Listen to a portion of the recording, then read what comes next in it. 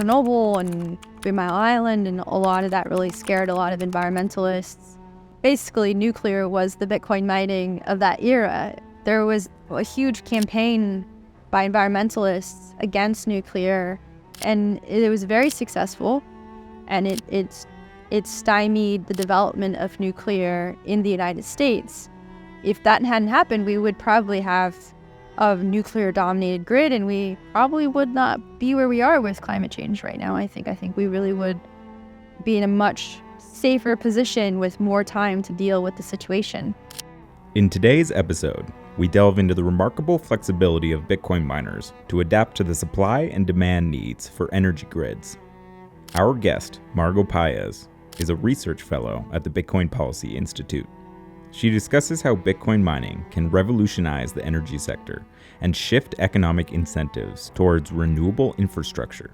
Paez also discusses climate change and the possibility for Bitcoin mining to help reduce emissions drastically by capturing methane from otherwise uneconomical sources. Join us as we uncover the potential of Bitcoin mining to reshape global energy dynamics and propel clean energy development into a new era of human flourishing.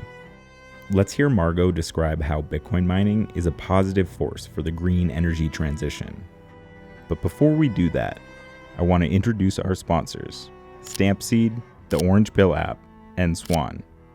Our partners are businesses and people that we respect, and our products that we at Bit Intelligence personally use. You're watching 21 Voices. Without further ado, here is Margo Paez in Madeira, Portugal.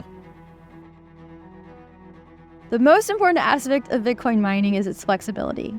So most energy-intensive industries out there cannot power off and power back on within seconds.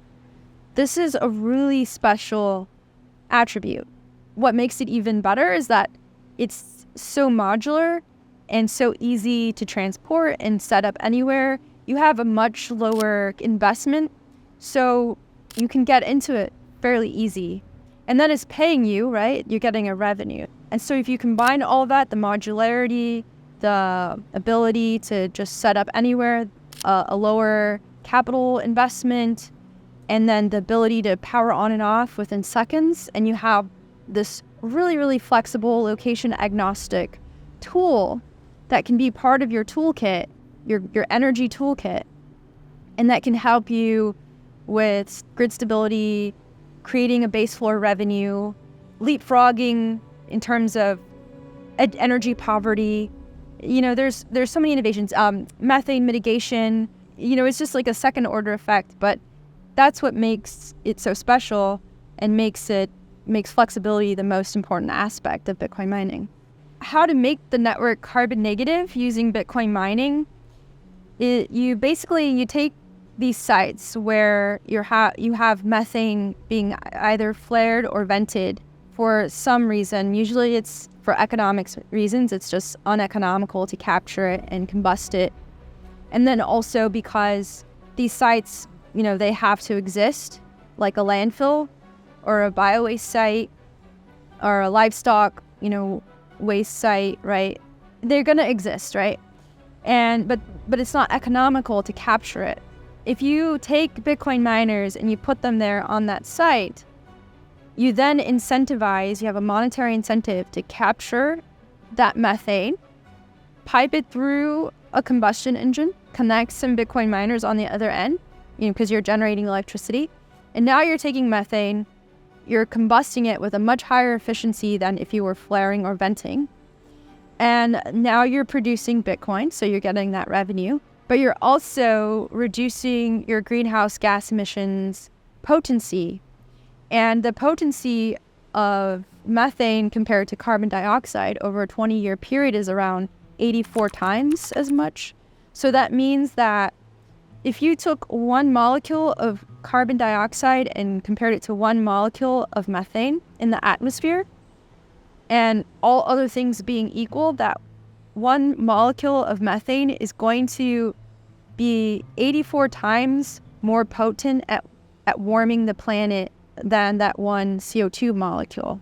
That's really important for us in our short-term game plan for dealing with climate change, because we're really running out of time in terms of the net cumulative warming that we've experienced.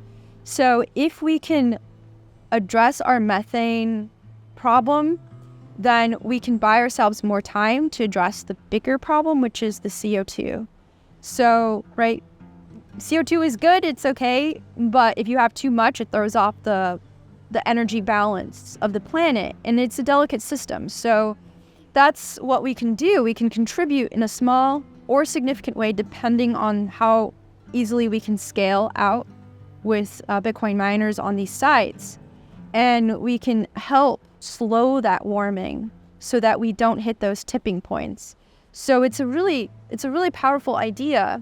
And Daniel Benton has been working on this from a venture capitalist perspective, trying to get that investment to make it possible. There are some challenges, because there's no infrastructure, right? So you have to pay for that infrastructure.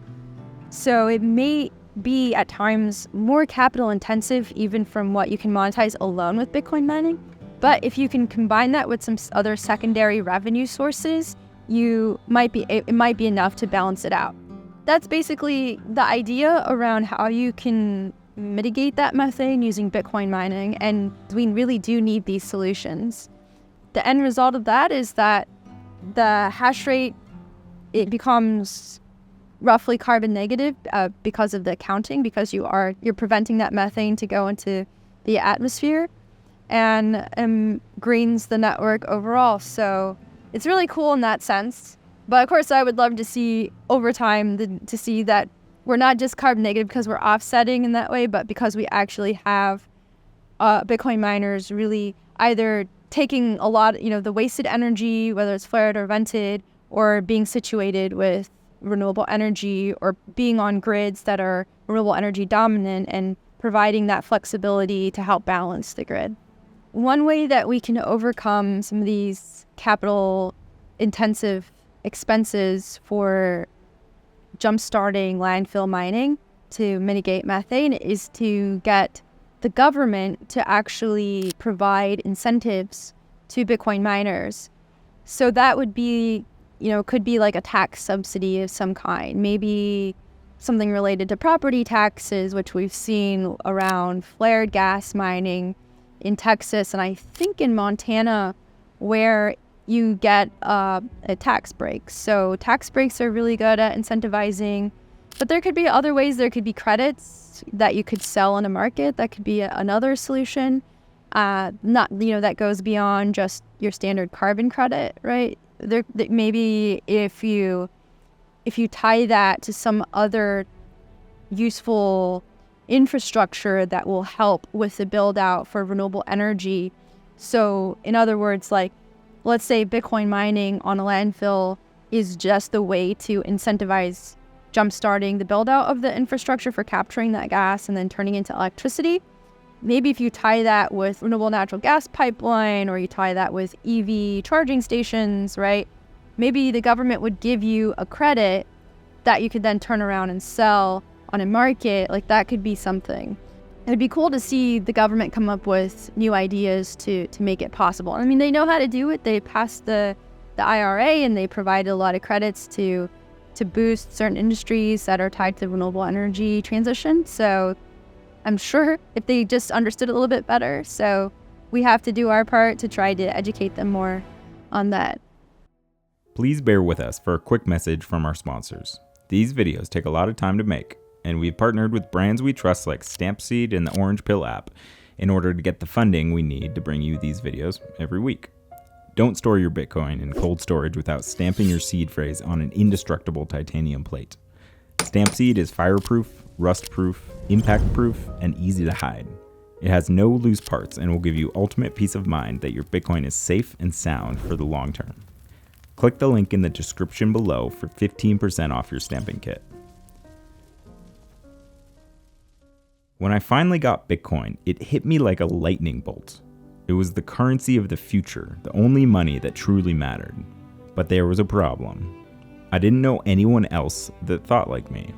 That is until I discovered the Orange Pill app. Suddenly, I was connected with a network of like-minded Bitcoin enthusiasts right in my own city. The Orange Pill app is more than just a social network. It's a community of passionate individuals determined to change the world, one Satoshi at a time. This series is brought to you by Swan and created by Bit Intelligence. Remember to like this video and subscribe to both our channels for more videos like this every week. Thanks for watching. I don't know that we're making headway just yet, because one way that I would define as a metric for making headway with politicians is that the Democratic Party would start talking about how they could incentivize Bitcoin mining with renewable energy, or even with nuclear, or helping with build out of renewable energy on electrical grids. I think when I start hearing Democrats saying that with sincerity, I think that's when I know that we're making headway, and we haven't gone there yet. There's still, I still hear a lot of negative talking points. So I think we have a long way to go before we get there. We have not been investing in nuclear energy because there was, a huge campaign by environmentalists against nuclear as a result of the nuclear weapons proliferation, the Cold War, and then Chernobyl and 3 Mile Island, and a lot of that really scared a lot of environmentalists.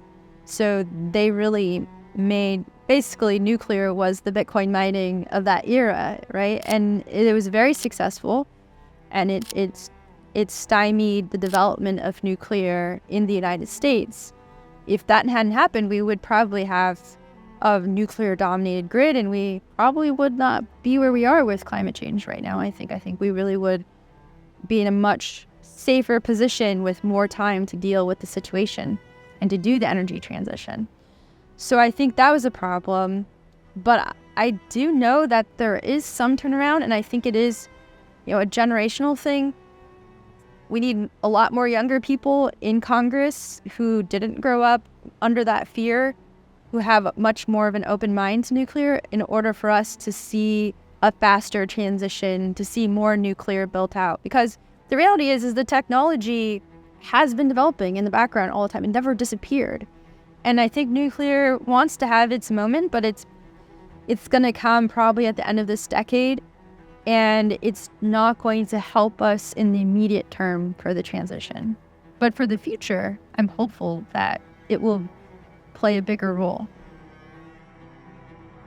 We hope Margo has helped you understand the basic reasoning behind why Bitcoin mining holds immense promise for the future of energy production and consumption. She's illuminated the potential for Bitcoin mining to capture methane emissions and drive renewable energy innovation.